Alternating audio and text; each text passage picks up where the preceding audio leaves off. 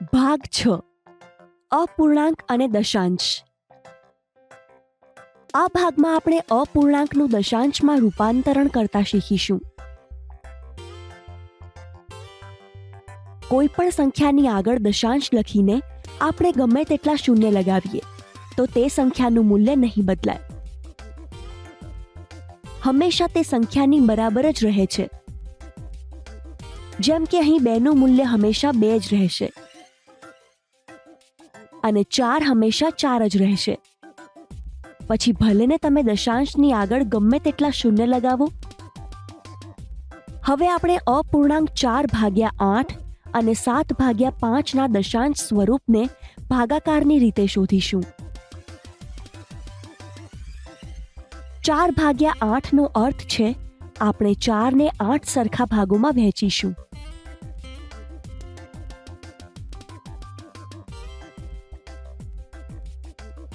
ચારને આપણે 4.0 પણ લખી શકીએ છીએ. હવે 4 8 થી નાનો છે તેથી આપણે તેને એક પણ વખત ભાગી નહીં શકીએ. તો ભાગફળમાં આપણી પાસે આવશે 0.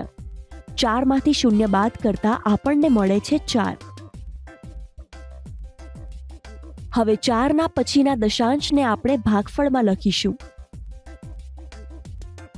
0 ને જ્યારે નીચે ઉતારીશું ત્યારે આપણી પાસે હશે 40.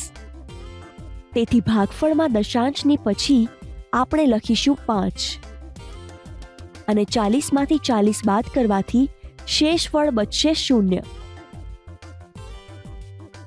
અહીં ભાગફળ થયું 0.5.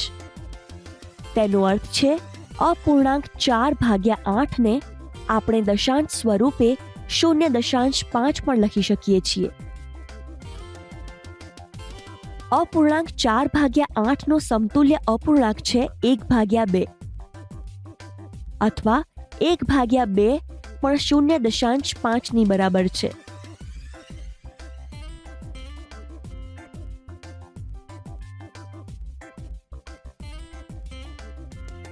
સાત ભાગ્યા 5 તેનો અર્થ છે 7 ને 5 સરખા ભાગોમાં વહેંચવા.